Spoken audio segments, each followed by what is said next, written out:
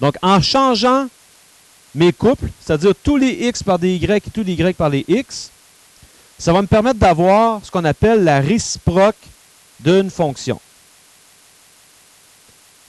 En même temps, on parle de fonction. Il faut se rappeler qu'est-ce qu'une fonction. Hein? Une fonction, je l'ai mis ici. Pour chaque valeur de x, il n'y a qu'un seul y. On se souvient de ça.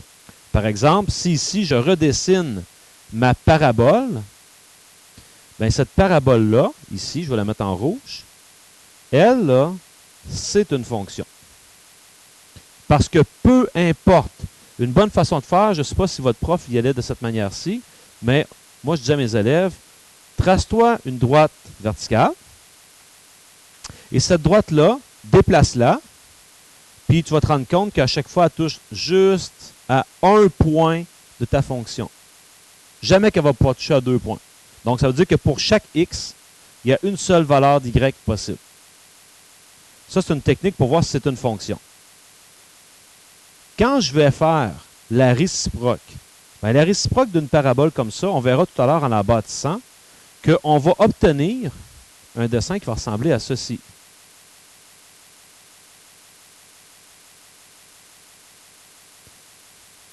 Et le nom qu'on donne à ce dessin-là, on parle d'une relation.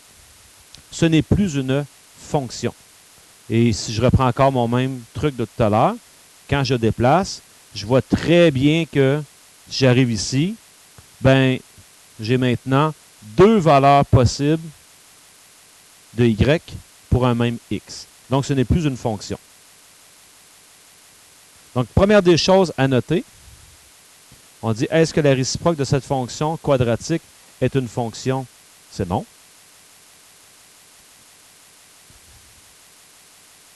Car, pour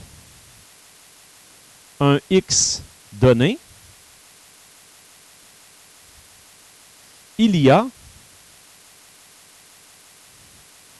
2 valeurs pour y.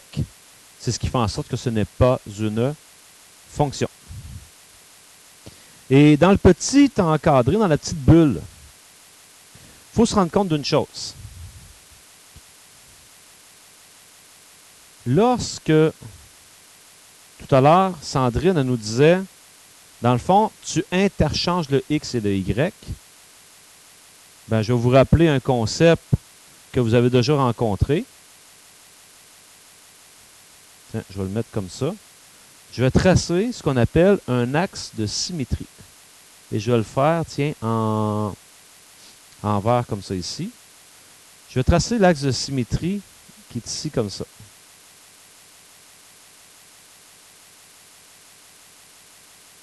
On remarque que cet axe de symétrie-là, si je prenais la rouge, j'obtiendrais directement la bleue. Hein? Je ne sais pas si vous vous souvenez comment on fonctionnait pour faire des symétries, mais quand je trace une symétrie, le principe, c'est toujours perpendiculaire à lui. Donc, perpendiculaire à lui, je fais la même distance ici. Ça me donne ce point-là. Perpendiculaire à lui, je fais la même distance, ça me donne celle-là ici. Lui, ils sont sur l'axe. Je prends lui, perpendiculaire, je fais la même distance. Même axe. Et c'est le même principe pour tous les points. Je m'en viens ici, lui, là. Lui, ici, jusqu'à là. Perpendiculaire, je m'en vais comme ça. Et ça me donne l'autre point. Donc, par symétrie, j'obtiens l'autre. C'est logique. Regardez la symétrie. Quand je fais ça, si je vous disais, ce point-là s'en va où? Ben, il s'en va carrément à la place du x ici. Puis le x s'en va carrément à la place du y. Et c'est ça la réciproque. Bon, ben, ça ici, on dit il s'agit d'une symétrie par rapport à la bisectrice. Bisectrice, ça veut dire que ça sépare en 2 parties égales des cadrans 1 et 3.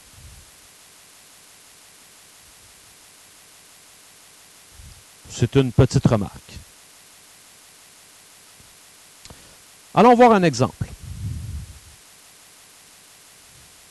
Voici la trajectoire d'un poisson qui nage et qui passe juste à la surface de l'eau. Donc, on comprendra que dans ce problème-là, ça se pourrait très bien que ici, par exemple, que ce soit des secondes, puis ici, que ce soit la profondeur. Hein, on pourrait anticiper ça. Et là, j'entends déjà des personnes qui se disent « ça ne marche pas vraiment parce que si c'est des secondes, quand tu vas être de l'autre côté, tu es dans les X négatifs, des secondes négatives, ça ne se peut pas vraiment. » Mais je vous dis que oui. Est-ce que vous êtes capable de m'expliquer ce que signifieraient des secondes négatives? Kelly? Hein? Oui, donc dans le concret de la chose, moins 4 secondes, ça voudrait dire quoi? 4 secondes avant qu'il touche la surface. Donc, il y a 4 secondes. Donc, dans un contexte comme ça, ça se peut. Donc, soyons conscients de ça, là. Du temps négatif, à l'occasion, ça se pourrait. OK. On dit détermine la règle de cette fonction. Bon, ben, let's go. On sait que c'est une quadratique, c'est clair. J'ai le dessin, j'ai pas besoin de faire de test. Et si c'est une quadratique, je vous ai dit que très souvent, on va vous pointer un point pour vous aider. Donc ici, on me pointe ce point-là. Ce point-là, je sors ses coordonnées.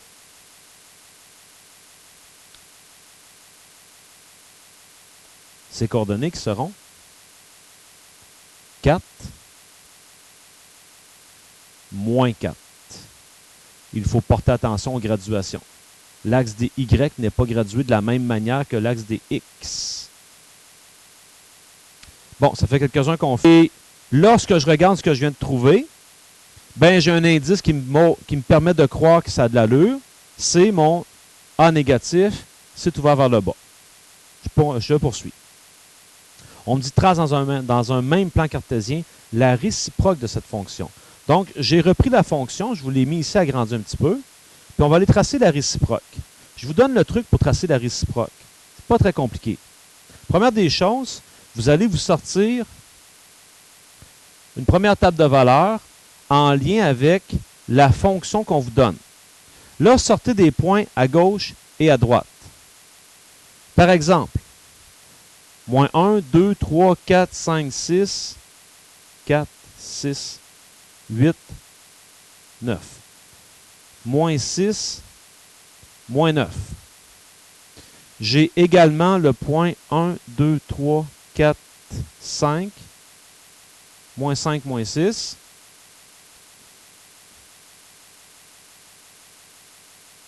On a moins 2, moins 1.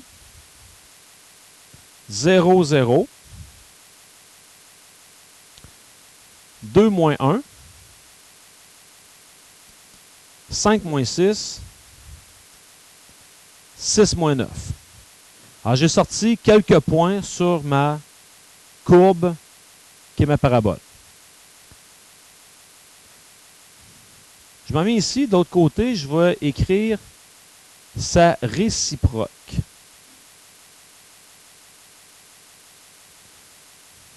En passant, la réciproque, ça se note f-1 de x. On ajoute un petit moins 1 en exposant. C'est un symbole pour dire c'est la réciproque de la fonction f. Eh bien, si j'écris x et f-1 de x, je vais prendre le truc que Sandrine nous a dit tout à l'heure. Qu'est-ce qu'elle a dit, Sandrine? Elle a dit une réciproque, tu interchanges x et y. Donc, le fait d'avoir ma table de valeurs, je vais juste venir ici et je vais prendre chacun de mes couples, je vais les interchanger. Donc, ça va devenir moins 9, moins 6. Moins 6, moins 5. Moins 1, moins 2. 0, 0. Moins 1, 2. Moins 6, 5. Et finalement, moins 9, 6. Reprenez ces nouveaux couples-là et allez les placer dans votre plan cartésien. moins 6, pardon, moins 9, moins 6.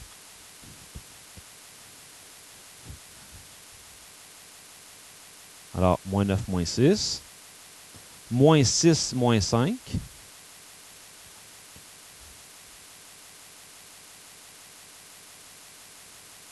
Moins 1, moins 2. 0, 0. Puis là, je vais me rendre compte que le reste se fait par symétrie. Moins 6, 5. Et finalement, moins 9, moins 6.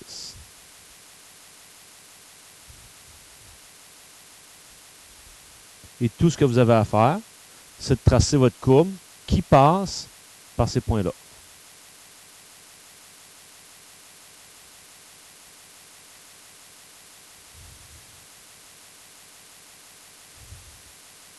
Et voici la réciproque de la fonction qu'on avait. Pas plus compliqué que ça.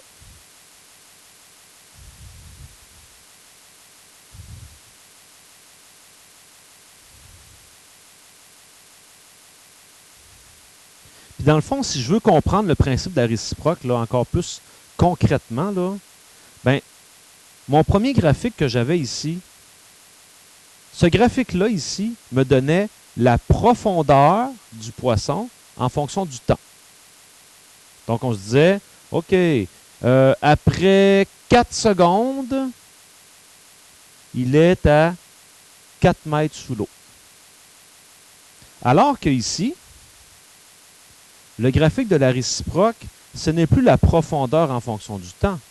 C'est le temps en fonction de la profondeur. Donc, quand je m'en viens ici, profondeur de moins 1, moins 2, moins 3, moins 4, moins 5, moins 6. C'est quand qu'il était à une profondeur de moins 6, ben c'était à 5 et à moins 5. Et pourquoi que c'était ça? Ben, une profondeur de 6, c'était 2, 4, 6. C'était ici une profondeur de 6. C'était où? C'était à 1, 2, 3, 4, 5. Puis à moins 5. Donc, c'est juste une façon différente d'aller chercher notre information. Et, dernier numéro, avion téléguidé.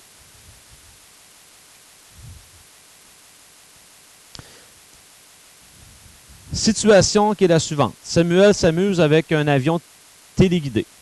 La trajectoire du décollage de cet avion est décrite par la règle h de t égale 0,65 t au carré. Notez bien ici l'utilisation des variables. Hein, je l'ai déjà mentionné. Il arrive à l'occasion que les variables sont utilisées pour donner du sens à la formule. Parce que h de t, c'est la hauteur, donc ça fait du sens, et t, c'est le temps, écoulé en secondes, depuis le début du décollage. À quelle hauteur se situe l'avion de Samuel après 1 minute? Donc, vous avez un problème comme ça à faire. Vous voulez calculer la hauteur de l'avion après 1 minute. Que faudra-t-il faire? J'attends vos propositions.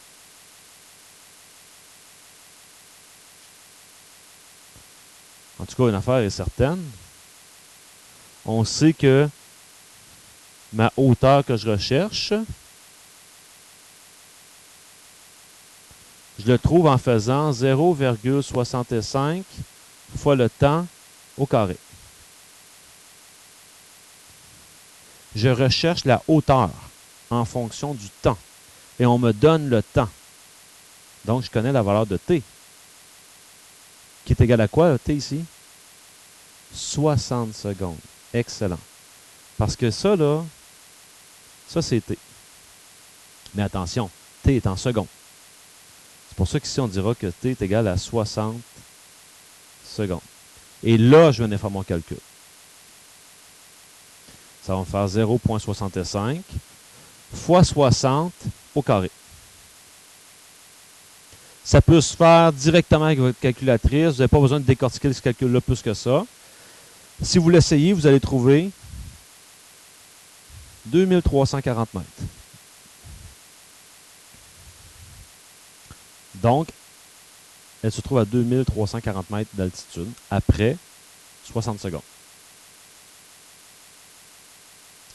Si l'avion est à une hauteur de 13 mètres, combien de temps s'est écoulé depuis son décollage?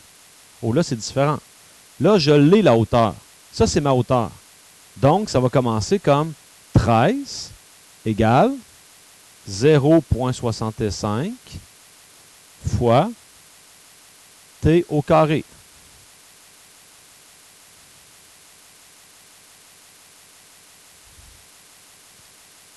Et comme les problèmes précédents, là, ici, je devrais diviser par 0,65 de chaque côté de manière à isoler le temps. Lorsque je fais 13 divisé par 0,65, ça me donne 20. 20 égale le temps au carré. On extrait la racine carrée de façon à aller chercher le temps. Et ici, c'est vrai que je vais obtenir, je pourrais dire que j'obtiens plus ou moins 4,47. Mais on est dans une situation où il fait décoller un avion. Avec ce qui s'est passé avant, ça n'a aucun impact. C'est le temps qui avance. Donc, on ne veut que des valeurs positives. Donc, après